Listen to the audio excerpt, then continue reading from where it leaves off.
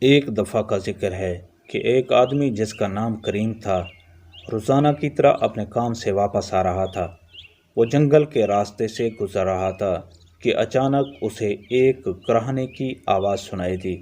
کریم نے ارد گرد دیکھا تو ایک درخت کے نیچے ایک زخمی بندر کا بچہ پڑا تھا۔ اس کی ٹانگ سے خون بہہ رہا تھا اور وہ درد سے تڑپ رہا تھا۔ کریم ایک رحم دل اور حساس انسان تھا۔ اس نے فوراً بندر کے زخم کو صاف کیا اور اپنے تھیلے سے ایک بوٹی نکالی جو وہ اپنے ساتھ اکثر رکھتا تھا۔ وہ بوٹی کا رس بندر کے زخم پر لگایا اور بندر کی تکلیف میں تھوڑی راحت آ گئی۔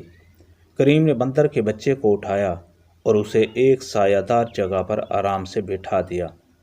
کچھ دیر بعد بندر کا بچہ خود کو کافی بہتر محسوس کرنے لگا اور کریم کا شکریہ ادا کرنے کے انداز میں اپنی آنکھوں سے اس کی طرف محبت بھری نظروں سے دیکھنے لگا۔ جب کریم جانے کے لیے مڑا تو بندر کا بچہ اس کے پیچھے پیچھے چلنے لگا۔ کریم نے اسے روکنے کی کوشش کی لیکن بندر نے اس کی بات نہیں مانی اور مسلسل اس کے پیچھے چلتا رہا۔ کریم آخرکار مجبور ہو گیا اور بندر کو اپنے ساتھ گھر لے آیا۔ کریم کے بچے بندر کو دیکھ کر بہت خوش ہوئے اور اسے فوراً اپنا دوست بنا لیا۔ بندر نہایت ذہین تھا اور کریم کے گھر میں رہنے لگا۔ چند دنوں بعد وہ اتنا مانوس ہو گیا کہ گھر کے چھوٹے موٹے کاموں میں بھی ہاتھ بٹانے لگا۔ کریم اسے سبزی لینے بازار بھیجتا تو وہ بڑی ہوشیاری سے سبزیاں خرید کر واپس آتا۔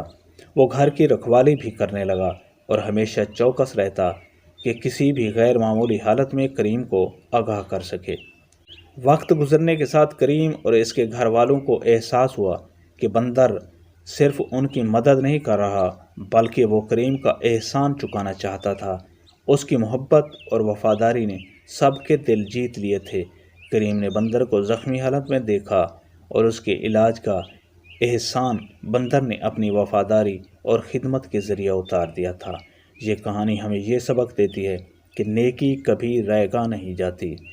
جب ہم کسی پر احسان کرتے ہیں تو قدرت ہمیں اس کا صلہ کسی نہ کسی صورت میں لوٹا دیتی ہے۔